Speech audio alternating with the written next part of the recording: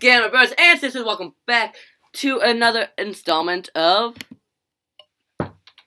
I.P.W.O.C, or If Pokemon Were Other Characters, where once a month I compare characters from other video games and try to give them their Pokemon counterparts. And today, I'm actually doing someone who is so close together that people might actually think he is the same person throughout all of the games he is in, but in reality, he's a different person in each one. It's Link. I'm talking about Link. So I got multiple versions of Link that I'm comparing a Pokemon counterpart to, but if I fail, who cares? Who's watching this right now? Ready, set, go. Before we do anything else, I want to say which links I have excluded. Because of the 10-ish heroes I excluded like 2 1/4 of them. So for starters, we have the hero of Hyrule from the first couple Legend of Zelda games. Like, I just don't, out of all the links, this is a link that I don't know that much about. I also excluded the adult hero of Time, because, I thought the young hero of Time had a bit more up his sleeve than you can find with the adult hero of Time. And finally, Purple Link, who is excluded. May he rest in peace. But even so, let's just go on. Starting off things, we have the hero of Legends. And this is actually, of the Legends, of the heroes that I've done, I know the least, though, because I haven't played a single game that he is in. But it's some knowledge that I found online. I thought of all the items and quests he's been through. I definitely thought he could be a nice Mewtwo. Because Mewtwo is overall a really powerful Pokemon. And the hero of Legends, with all the adventuring he does, he definitely has the skill to know what's what. And with all the items he has throughout his games, including the Oracle games, where he gets some really impressive items, in my opinion, can help with Mewtwo's Double Mega as Mewtwo X and Y. And I thought the experience that the hero of Legends has compared to how common and powerful of a legendary Mewtwo is can really help represent this. Next up, we have the newest combatants, the Triforce heroes. Now, I easily could have done any sort of trio, like Articuno, Zapdos, Moltres, Raikou, and Suicune, but I decided cosplay Pikachu. Because for anyone who hasn't played Triforce heroes yet, I'm going to try not to spoil as much as I can. But the reason why I chose cosplay Pikachu is because throughout the game you gather materials, quote-unquote materials, that you can use to craft outfits, and each outfit can give Link a certain thing, like certain effect. The legendary dress can increase your rate of hearts coming out. The Kakuri clothes, which can increase the amount of arrows shot out of your bow from 1 to 3. And the Goron suit, which can make you walk in lava and not deal any damage.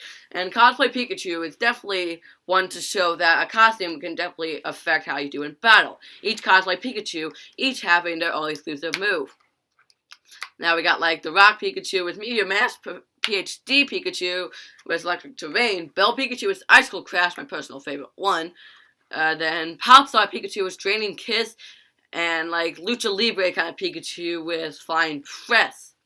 And I thought that the moves that the cosplay Pikachu has in Mega Ruby Alpha Sapphire can affect your situation in battle, such as the Triforce heroes' outfits affecting what they can do inside each individual level. Next up, we have the young hero of Time, who I wanted to step over instead of the adult hero of Time.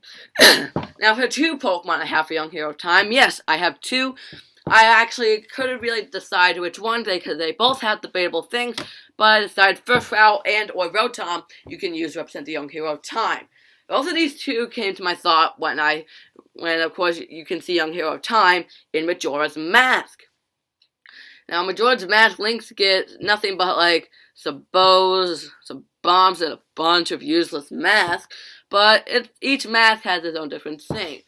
Well, Furfrou can change its fur when you go to a certain person and pay for it and whatnot. It doesn't actually do much instead of make it look a little bit prettier, which is a bunch of masks that the young hero of Time has really does in your effective battle. Then I also had Rotom be debatable because of the forms it can take place, like Mo, Fan, Heat, Washer, and Freezer. All of them affect how well Tom can do in battle. Each of them gain, once again, their own certain move. And then, like, the Young Hero of Time has, like, five-ish masks that can really affect your outcome in battle that I find a bit more useful. The Deku mask, that turn you into a Deku Scrub. Goron mask turn you into a Goron. A Zora mask can turn you into a Zora. The Bunny Herd, which actually increases your speed a lot. And this one actually just came to mind as I was going over these masks myself. The Bomb Mask, which can let you explode yourself all over enemies. And then, of course, the Fierce Deities Mask, which is the most powerful mask of them all, but can only be restricted to boss rooms. And with some masks being able to not do anything, hint hint first battle's forms, but then some masks actually being able to affect how you can do in battle, hint hint Rotom's forms, can lead me to debate either one of these two for the Young Hero of Time. Next up, we have the Hyrule Warriors hero, and I do not know what happened to that text. Probably came with another click. Even so, I'm not going to do anything right now. Okay, there we go. So the link from Hyrule Warriors, I had the access. So I had my animations off there, but of course, we've all known if we played Hyrule Warriors that this Link is a literal beast. Having two different swords, a fire rod, a giant iron friggin' ball. Like a little giant iron friggin' ball, what the heck? But then also a Great Fairy as his weapon, and then also Epona. Like, I'm not sure, I've never played Epona, but even so, the Axis is also a beast. Going up into the Uber tier, you can only experience in the tier as the most powerful Pokemon, and each one of the Axis' form is up there, not only for the undeniable stat in each one that applies, but each one applies can also really wreck your opponent. You have Attack the Axis, but it's really a powerful attack, and Special Attack to knock out any of your opponents. You have Speed the Axis to outspeed any of your opponent, Defense the Axis to bulk all their attacks, and then Normal the Axis that kind of like is a balance of all three, can help you sweep through an entire horde of Pokemon, just as your Hyrule Warriors Link can sweep through hordes of enemy with a swipe of his sword. Next up, we have the Chosen Hero from Skyward Sword, and this is easily debatable when I put Slacking up for the grabs of the Chosen Hero. Now, if the Chosen Hero's game Skyward Sword did not have the one control that really messed it up, the Wiimote, I definitely would have a hard time figuring out what to do outside of Slacking. Slacking's ability, Truant, definitely cripples him in battle. And I'm pretty sure that ability puts him all the way down in the PU tier in a competitive stance. But given it Truant, Slacking has some really powerful capabilities. And the Skyward Sword Link also has some really powerful capabilities. He has the dash feature, which can let him run faster than most other Links, even though he gets winded pretty easily. And then he also has your control. And he also has his sword, which you can really do a lot for. He also has some pretty amazing item stashed in himself. I'm not going to go over all of them, but like my favorite of all is the Double Claw Shot, where you go from Batman with a single hook shot to full-on Spider-Man with two of them. But I felt that Skyward Sword Link's ability of the awkward Wiimote stab really kind of cripples him in the way that Truant cripples Slacking. Next up, we have the Hero of Twilight, who I decided to be Shiny Rapidash. Now, if you haven't watched the recent Nintendo Direct, you can already know that Legend of Zelda Twilight Princess is receiving an HD remake. I'm not sure if there is a release date yet, but to figure out what TP could be, I wanted to go for the fastest bipedal Pokemon. Well, not fastest bipedal, fastest quadrupedal Pokemon. And Rapidash was the first Pokemon I actually saw on the list. That was not a legendary status.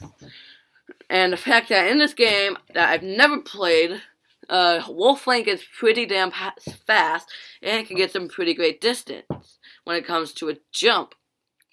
And I thought that Rapidash's speed and its shiny form to kind of make it look like Twilight Princess's Wolf form can support the speed you can get from turn into Wolf Link, and then of course the full-on color.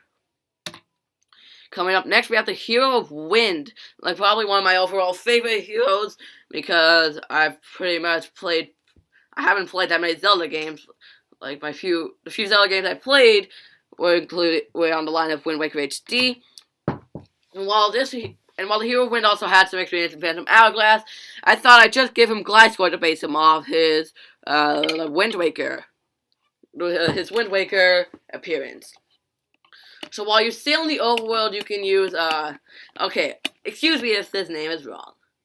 I have not played this game in forever, but the Ballad of Wind, or whatever song you can play with your Wind Waker to change the direction of wind in whatever way you want, to make the King of Red Lions go faster, to sail with it.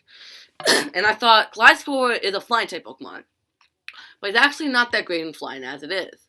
There was a couple anime episodes in the Diamond and Pearl series where Gliscor couldn't really fly, but instead actually glide with the wind itself.